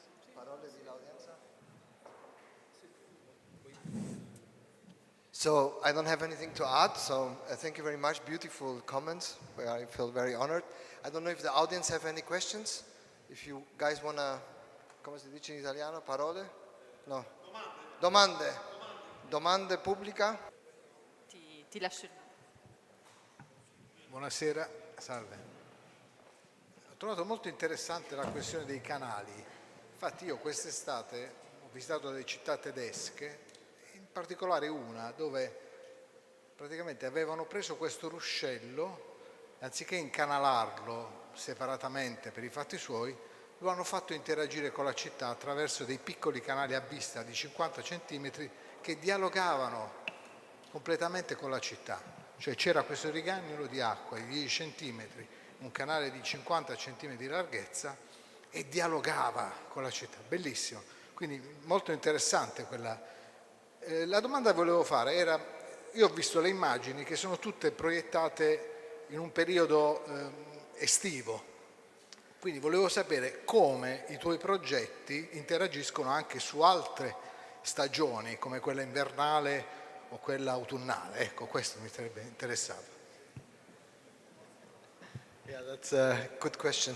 Yeah, I mean, as we heard, I love both interventions. The idea of the 3 tempi, the 3 times, I thought is also very, very nice. And I think, winter in Northern Europe is a time in which the public space is less in use, obviously. So people, it's too cold or it's too rainy, so most of the time we spend inside. So the same here in summer, no? In summer you are inside, we are in winter inside, no? So in that case, there is much less use of the public space in winter. But I think it's an interesting question how the multiplicity of uses could be also guaranteed in the winter season as well. The thing about winter, however, is because of climate change. I remember when you could go ice skating in the lakes in Berlin, for example, in winter, and in that way the public space would also have a beautiful use, but it doesn't freeze anymore, so we don't have this use anymore. So the winter, I don't know, but I will take your comment and do some winter pictures of our next project because I think it's a good question. So I don't have an answer. Buonasera. Allora, intanto ho apprezzato la scelta dell'invito perché abbiamo affrontato anche stasera i temi molto attuali della sostenibilità, ma quello che mi ha affascinato in tutto quello che ci è stato raccontato è l'importanza delle etnie, delle persone, cioè gli spazi non possono essere spazi pubblici se non vissuti dalla gente, ma soprattutto, e mi ha affascinato e mi incuriosisce, diciamo, tutto il racconto, la narrativa che sta dietro a questa attività, la coprogettazione, ma soprattutto la co-costruzione. La gente mette le mani, non l'idea, ma mette le mani insieme ai progettisti, insieme all'amministrazione nel costruire lo spazio. È stato affascinante il racconto, no, del contesto ibrido dello spazio di Superkillen. È ancora più interessante la forestazione urbana, dando come dire, in mano alla gente l'attrezzo, no? Quello che è l'oggetto, la pianta più che oggetto, da distribuire, da piantare, quindi la responsabilizzazione della comunità. Questo è stato un racconto molto attuale, affascinante, che probabilmente dovremmo anche riuscire ad approfondire nei nostri contesti territoriali, in un momento in cui c'è questo forte dibattito della coprogettazione, della rigenerazione. Ancora oggi stiamo subendo la difficoltà di passare alla presenza della comunità nel costruire e sentirsi responsabile dello spazio che poi vivrà. Se sinteticamente, perché poi immagino che il lavoro che sta dietro a questo coinvolgimento è un grande staff, un grande lavoro di squadra con le amministrazioni, se in sintesi si riesce a conoscere gli input e darci qualche suggerimento sarebbe interessante. Grazie e complimenti. Grazie. Yeah, no, again, the problem is that we create systems, okay? Noise is that, in German even more, we love systems, okay? So, and the problem of participation is that usually participation has one form, okay? And it's usually discursive, and it's more information than participation. People, as I said before, the question of experience becomes more and more relevant as the experience of the city is losing qualities because it's losing its commercial aspect. A city always been a market, okay? Cities being created as cores where people could go and exchange goods. The farmers would come with their cows or sheep and would get leather or bread or whatever to take home, oil, etc. This kind of exchange now happens in our computers or in our iPhones. So the idea of the city as a trading place is losing relevance, okay?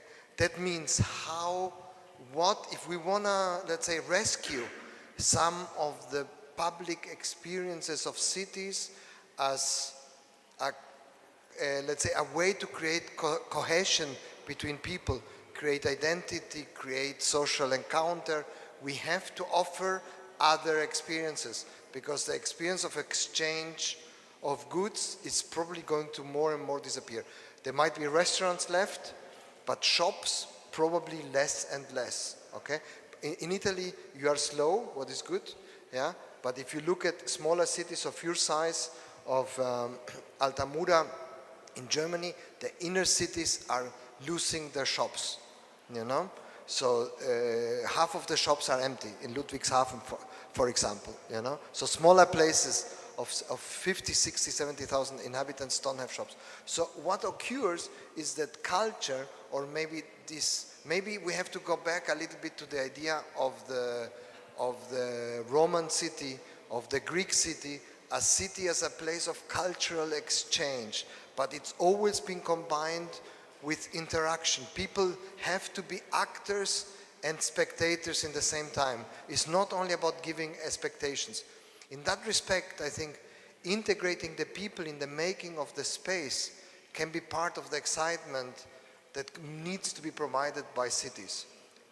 And I don't have an idea exactly how to do that, but the project we did in Bergamo, that by the way can be applied to any city, so if Altamura, Matera or your city are interested in having one of these installations, is part of our activism to get it spread.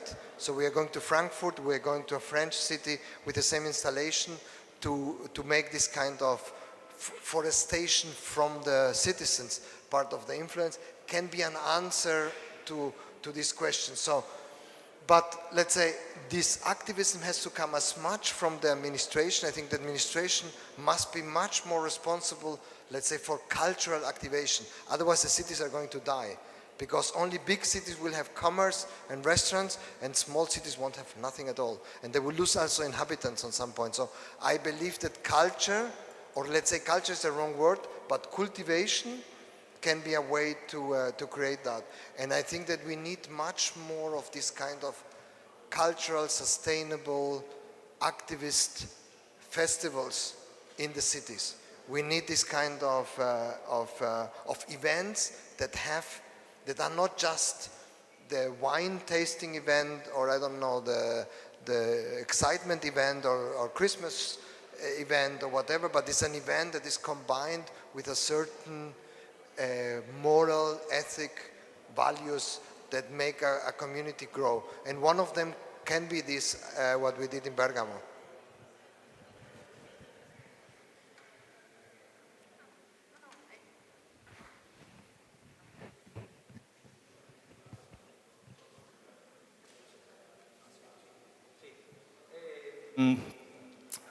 Allora, sicuramente l'aspetto della partecipazione è molto interessante, ma è interessante anche l'aver visto come la partecipazione si è evoluta in Italia. Abbiamo avuto molte esperienze importanti di partecipazione con Renzo Piano, Giancarlo De Carlo, però è evidente che erano esempi di partecipazione con gente autoctona, gente del posto, insomma. Adesso vediamo una partecipazione con situazioni multietniche e multirazziali, e questo cambia la modalità di comunicazione, di partecipazione, ma per quanto questo sia molto emotivamente coinvolgente, la cosa che mi è incuriosito di più è l'aspetto di cui non si è parlato, che però ritengo a questo punto determinante, cioè tutto questo si svolge in un clima di libertà, di creatività pura, dove l'architetto può agire secondo una propria filosofia, un pensiero, una poesia, per articolare la sua narrazione, ma lo fa perché evidentemente trova delle condizioni per realizzare questa libertà. E quindi il ruolo dell'amministrazione, che attraverso il concorso di idee mette nelle mani dell'architetto, si mette nelle mani dell'architetto e affida totale fiducia, perché qui stiamo parlando, come dire, di una creatività pura, è forse l'esempio più significativo da trasportare in altri contesti, dove le amministrazioni dovrebbero tornare, come in passato, a riconoscere ai progettisti un ruolo fondamentale di costruzione di cultura e di nuove sensibilità, dando fiducia a chi mette a disposizione le proprie conoscenze, la propria creatività. La domanda è: com'è il rapporto con le amministrazioni? It's not bribing, it's not giving them money. No, let me answer something beforehand. I think that the role of the architect, the idea that the architect is the only creator, he still is a creator, but I think that the role can be much more one of a curator, creator. Okay? It also depends on the project. We can't generalize all participation projects, we can't generalize all architectural projects, so it depends on the project. But in many public projects, we have to act in somewhere in a twilight zone between creation and curation, let's say, okay? In order to, let's say, integrate the will of the people. It's not that the will of the people will substitute the creation or the philosophy of an architect, but the methodology has to integrate the public as part of the design. You can't say, I am a genius, you know, like generations before, and I do something beautiful, and you have to love me or not, but I am a genius still. Okay, that's gone. Yeah. So we have to find ways of charming the public, involving the public into creating narratives that make experience of projects common projects. Otherwise, people are not willing to spend the money if it's public money for projects anymore anyway. So that's one of the answers. The problem of the administrations, you know, we have radical changes in the world with a velocity that we haven't have seen ever, you know, and let's say for us professionals it's difficult. Administrations are slow entities, okay? So how they can create the necessary dynamic, it's probably, well, one example, for example, I also was quoted today that I believe that public space is cultural space. So if you look at Germany, the public space is administered by the green department. Usually are not people that are very aware of the cultural significance of a park, okay? They care maybe about the tree or the grass or the plants that grow, what is very important, okay? But the significance of a public space as a cultural space, maybe a park, a significant park, should be in the administration of theaters, opera, philharmonics, whatever, should be in the cultural entity. So responsibilities, I think, would need to be rethought to a certain extent, because the cities and the public space within the cities, in my opinion, are going to be, they've always been theaters. No.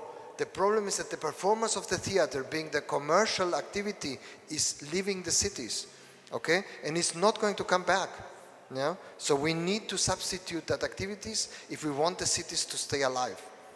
Obviously, gastronomy is a big driver, but it cannot be the only one. So people have to have reasons, if they come from the area around the city, to go to the city. And as I said, I feel that temporary interventions, ideas of playing with the city, you know, we heard today that the city is a living organism, you know, to feed the city, to have parties in the city, but not only, let's say, pleasure, Christmas, etc. Things that make us think about. So I don't have an answer for the administration, okay, but it's a general global problem. The slowness of the administration is an incredible impediment for economic development, for cultural development, for everything, okay? But I don't have a recipe how to change it. In my field, I feel that certain responsibilities are given to the wrong people. But I also might be wrong about that. So I don't have an answer, again.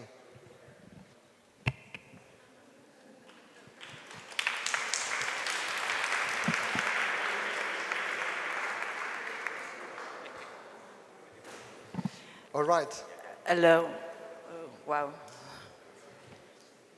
Can I make a last question?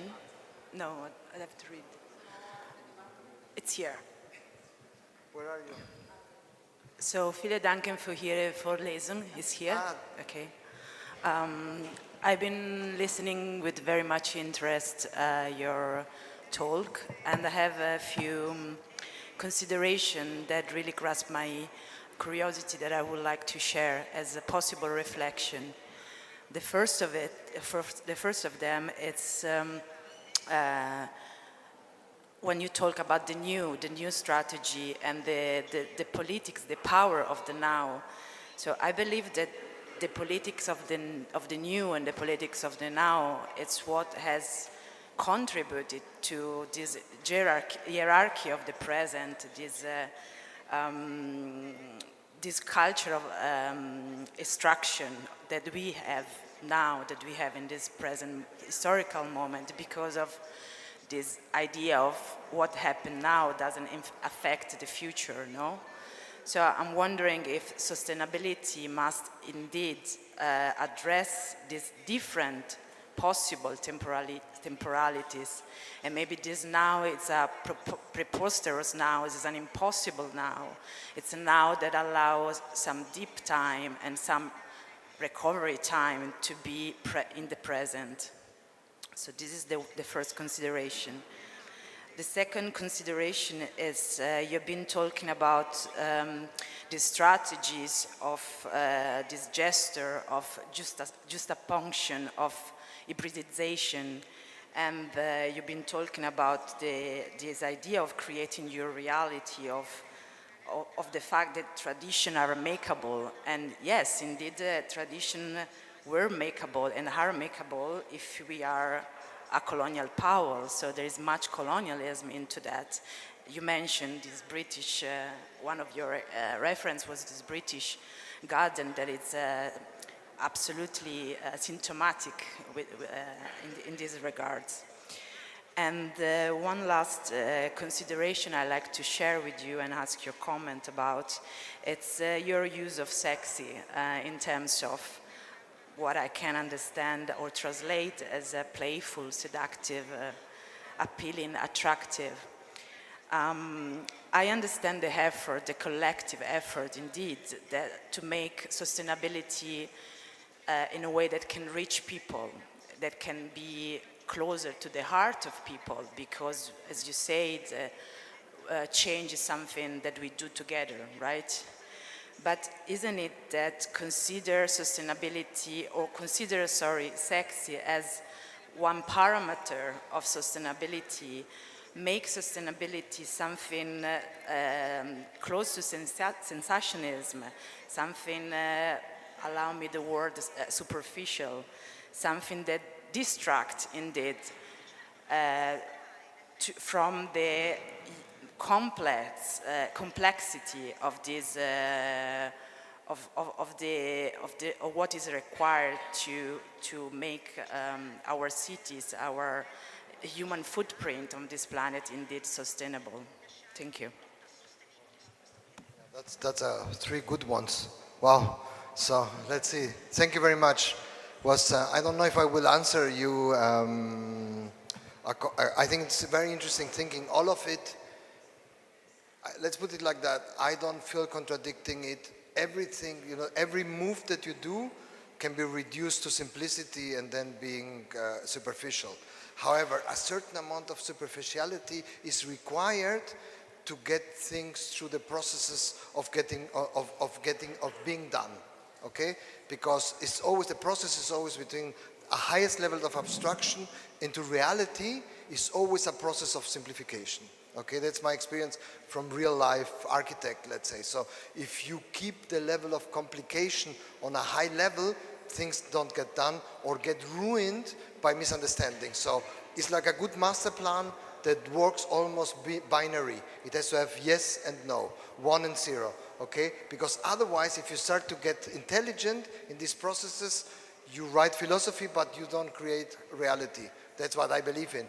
I hate superficiality, however, but in the end, without a certain level, let's say, I don't want to leave populism to the right-wing people. I think that also the good purposes can also have a certain amount of populistic charming or sex appeal, let's say, because in the end, it's about, let's say, creating places that will survive climate change would survive. Also the changes, because climate change is one of the problems. I think that the problems of AI, of economy, of social encounter, etc., are as important and maybe will become even more important, you know, than climate change at some point, because they will kill us before climate change will kill us, you know. So this is for the last question. So I think that the process has to start incredibly complex and intelligent, but has to be translated into the simplicity of realization. If you want things to happen, they have to have simple, relatively simple communication, I believe, okay? Without losing significance, but have to have a certain level of. Speaking of the British and colonialism, obviously that's a very discussion of today.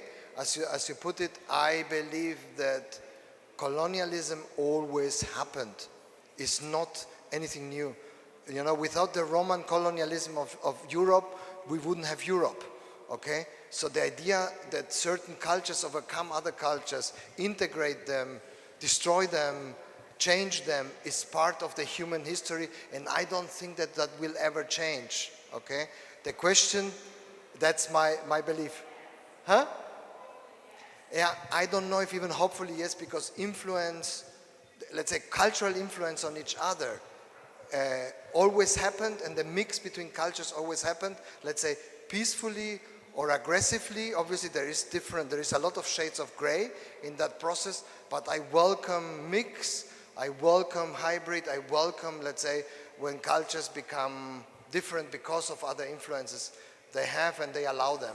And the discussion of colonialism obviously is a forced mix of or a superimposition of a certain culture over the other. But even that, you know, is our history. If you look at the influence of the United States and its film industry over the world, if you look at, I don't know, so many issues that if you stop, I mean, it's a very philosophical or political discussion. I don't know if I have an answer to all these questions, and the questions are very relevant. I don't want to degrade them, but I have a little bit of a different position when it comes to evaluate, let's say, it's a little bit maybe like the example of superkiln with a box ring. You know, superkiln has violence, okay? And suddenly there's a box ring is the answer. So it's not violence. It's a cultivation of the violence. And maybe with colonialism or with cultural exchange is similar. It's about cultivating differences rather than avoiding them. And I feel that the discussion today is very much about avoiding conflicts rather than cultivate them. You prefer not to encounter the other part rather than involve with the other part in a cultivated way. And I believe in cultivation of conflicts rather than avoiding or ignoring them or forbidding them, you know, forbidding someone to talk, etc. So that would be my take on that. Sorry to interrupt. No worries. I think there's a very fine line between globalization and cultural change and colonialism and form a new colonialism. Of course. And there is a fine line between cultural appropriation and cultural appreciation, right? So of course, when we are living in a globalized reality and society, but there are forms of conscious appropriation and form there are not. They are extractive. Yeah, I disagree with that one, but doesn't matter. Let's go to the last question. If you're interested in an answer, maybe not. Maybe to the last question. Yeah. So you were saying that now is actually the problem. So why being in the now? Did I understand your question right? Yeah, sort of. Yeah. I mean, I'm wondering if there is other way to talk about the now. I was proposing this idea of impossible. Preposterous is a beautiful English word to say that. Something that is in the now, in the present, but has the seeds of a different temporality, a different concept of time, which is the deep time, the deep restorative time we do need in order to keep living on this planet in a sustainable way. Of course. No, I don't know. What can I tell you? I think that we are always slaves of the now. Even if we think that we are doing something for the future, usually the opposite. When we think that we are doing perfect for the future is when we are the worst, if you look at the past. So maybe it's better to just stay in the now. instead of being, let's say, omnipotent about the future, no? So, but I don't have an answer really. Thank you very much. You are very welcome. Thank you for your questions. Hi.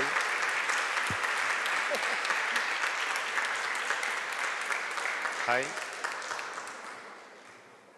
Hi. Grazie per la carrellata di progetti condivisi.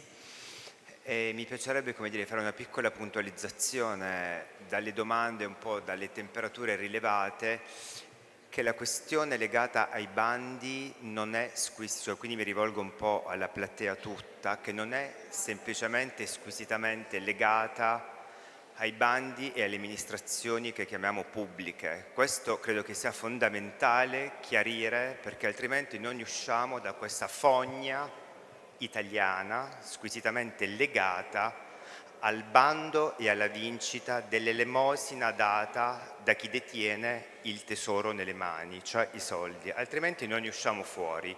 Ci sono bandi che vengono fatti da fondazioni, per cui siamo invitati tutti a lavorare anche in quest'altro fronte, altrimenti pensiamo al bando solo come la piazza pubblica da rifare, il parchetto del quartierino, e non ne usciamo fuori, cioè proprio non ne usciamo fuori. E mi riferisco alla collega che ha parlato prima, alla metodologia molto apprezzata che è in prima fila. Cioè questi sono bandi e ragionamenti che vanno fatti in scala veramente molto macro, per poi arrivare al localismo, al punto specifico di microcomunità. I progetti però condivisi sono prevalentemente su larga scala, di cui io mi dissocio forse da quando sono nato, non sono interessato minimamente a processi che abbracciano le dimensioni della globalizzazione e del turbocapitalismo. Cioè questi sono progetti dell'ingranaggio macchina divoratrice di identità e di specifismi locali, cioè sono proprio delle divoratrici, delle inghiottitrici, e quindi sono radicalmente su un altro fronte, un fronte che va a interrogare realmente il genius loci di microcomunità quasi in via di estinzione.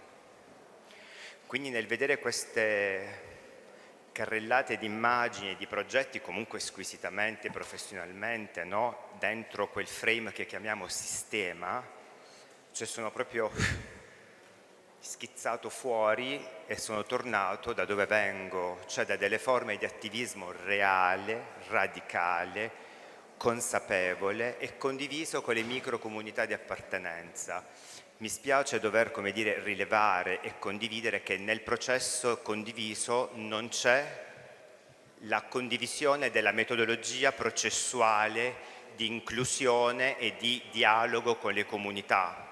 Ci aspettavamo questo, perché questo è fondante in questo momento storico, attraversato da forti crisi climatiche, sociopolitiche e da fortissimi individualismi, nonché di relazioni peer-to-peer con le amministrazioni pubbliche, chi detiene il bando, chi lo confeziona, chi lo scrive. Poi tutto il resto funziona, no? Presenza del padiglione Giappone, ma quello è il frame, lo chiamiamo specchietto per le allodole, ma qui ci stiamo interrogando su come risanare il legame con le comunità, con i territori. La nozione di territorio è una cosa molto complessa, non ha niente a che fare con le decorazioni in un parco, che diventa il parco giochi. Cioè questi sono temi dolenti, di fortissima presa di posizione politica. E quando dico di posizione politica mi riferisco per esempio a tutto il movimento dei Verdi che è nato a Berlino. Cioè quando hai fatto vedere la forestazione urbana con gli alberi, mi è venuto un colpo al cervello. Cioè l'ha fatto 90 anni fa Joseph Beuys. Cioè quindi anche queste sono tutte cose che io e la filosofia da cui vengo e provengo chiamiamo giochi estetici per gli ignoranti che detengono il potere, per le amministrazioni. Cioè questo non funziona per chi ha consapevolezza di questa materia e che soffre il dolore delle comunità marginali, marginalizzate da chi detiene a sua volta questo potere. Cioè, quindi queste sono proprio posizioni politiche che mi allontanano da processi ideologici, professionali, rispettabilissimi, lodevoli, ma che non sanano nessuna ferita, anzi alimentano questa ferita perché rispondono alla domanda del turbocapitalismo, cioè l'ultima immagine è proprio Berlino devastata negli ultimi 15 anni. Io e la mia amica veniamo da Berlino, abbiamo lavorato, studiato, sofferto questa forma qua di globalizzazione, di forme standard nelle grandi città, e così perdiamo, livelliamo le identità locali che sono frutto di fortissime stratificazioni, flussi migratori, mesh-up, crossfade, chiamiamola come volete. Voilà, è una critica molto costosa, per me ha fatto riflettere quanto in questo momento storico, come dire, la nostra comunità di professionisti, pensatori, hanno ancora delle fortissime, come dire, discrepanze, pur avendo come tema la sostenibilità. E la continuiamo a declinare in modi plurali, ma non, come dire, realmente costruttivi nel sanare questa crepa con le comunità che poi vivono realmente le città. E continuiamo a creare fratture tra chi può comprare, chi può usufruire di questi nostri processi, progetti e chi invece... Sergio, possiamo dare la parola, grazie a Martin. Yeah, thank you very much for your comment. I think it's very valuable, and I think it's very important to have different views on the things that we do. And as I said, I just propose, and I can give from my standpoint, having the business I have, my turbo-capitalistic answer to the turbo-capitalistic problems. I don't believe that changing the system is the solution, but you are allowed to think that. So I think that it's about tuning the system, because changing system usually creates blood and violence. So I only would change the system if the system would be really, really, really falling apart already. Otherwise, I think the status quo is always, let's say, flexible enough to be changed. But that's what I believe is not. But I'm happy you mentioned that, because I think that even if we stay in the turbo-capitalistic, to just quote you, system, it's still there is a lot of questions that we have to rise, because it's changing, and also because we have to change it to become, let's say, a good turbo-capitalist system, and not a bad one. That's what I believe in. But as I said before, it's not. I don't know. I know that I don't know. Let's say so. But I try my way. Let's say through the institutions and through my possible influence to change things for the good. But obviously, my possibilities are also not. Not like Capability Brown, but almost. Yeah. So thank you very much for your comment. So, is there any other questions? You have another one.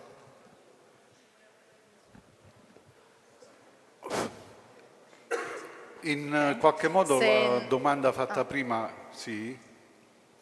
L'ultima domanda, poi passerei la parola al sindaco di Altamura che ci ha raggiunto qui.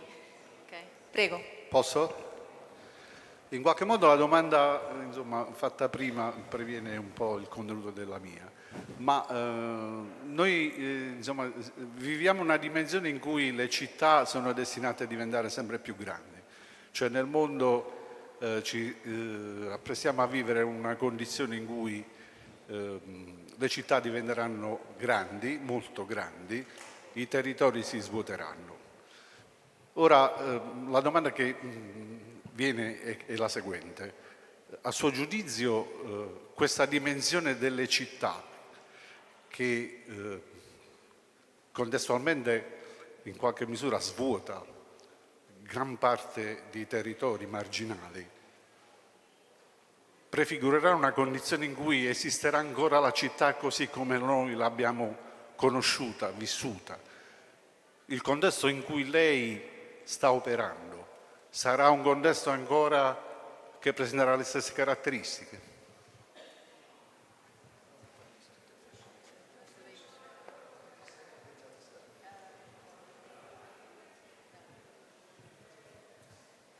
Can you say it again in simple words? Can you repeat your question?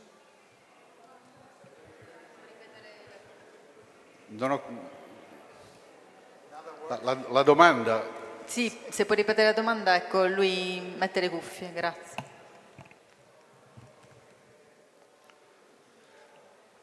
Mi sente? Sì. Quindi il suo impegno è un impegno anche, diciamo, rispetto a questa dimensione delle città, può essere inteso in questi termini? Sì. A questa dimensione, the size of the city? The size of the city. Yeah, that's true. So I'm looking for big city solutions, is what you're telling me? Okay. Yeah, well, most of the people that hire us to work in the end, okay, just to explain a little bit how we come to the projects we come. 2/3 of the projects you saw today were competitions. That means we were competing against other architects, designers for solutions. Most of these competitions happen usually in bigger cities that have bigger possibilities of investment and also more dynamic administrations as well. You know, big cities usually attract bigger talent, bigger ambitions, and that's the reason we end up. I'm not saying that small scale is as relevant as big scale, but it's let's say maybe what we heard before from the gentleman before you, telling this micro-regionalism is also a very important thing, and it requires activism usually from the citizens in the smaller places more than in the big places, because administrations usually are worse in the smaller places than they are in the bigger places. I'm generalizing, huh? It doesn't have to be here or anywhere else, but the smaller the place, the more involvement is required from the citizens to get solutions like the ones I showed you to work. Like we have the activism of Quartarella, for example, here. Without a firm like that, I wouldn't be speaking here. So it requires, you know, in Berlin, in Paris, it would be a university inviting me. You understand? So in a bigger city, you have other players that have enough money and enough power and knowledge to do these kind of things. In small places, your activism is much more required. That's what I think. Was it an answer? Grazie Martin. Approfitterei della presenza del nostro sindaco di Altamura, Antonio Petronella, che ci ha raggiunti. Grazie Antonio. E se vuoi chiudere... Da questa parte così. Buonasera e vorrei ringraziare per l'invito la famiglia Quartarella e tutti i relatori a nome dell'amministrazione comunale di Altamura, sia della parte politica che della parte tecnica e amministrativa. Io credo che noi tutti dobbiamo fare un passo indietro, cominciare a pensare a sfondo integratore, a programmare a sfondo integratore. Pensate che noi ad Altamura viviamo in una fase delicata in questo periodo storico e sociale particolare, perché stiamo progettando o meglio, stiamo prevedendo per il PUG, il piano urbanistico generale. Voi architetti sarete i primi ad interfacciarsi con l'amministrazione comunale, ma è già tanto difficile cominciare a trasformare i territori, le piazzette, le piazze. È tanto difficile nella società di oggi, nella società attuale. Quindi fare un passo indietro significa pensare a tra 20 anni e cominciare ad educare le nuove generazioni a pensare a questo. Educare le nuove generazioni significa educarle in tutte le discipline di studio, educarle a questo obiettivo, al raggiungimento di questo obiettivo. Però è uno sforzo che dobbiamo fare, ma lo dobbiamo fare tutti insieme. Se questo può essere utile, io resto a disposizione a nome della parte politica. Buono, grazie. Chiedo un altro applauso a Martin, lo voglio ringraziare per la sua grande disponibilità, davvero. Grazie.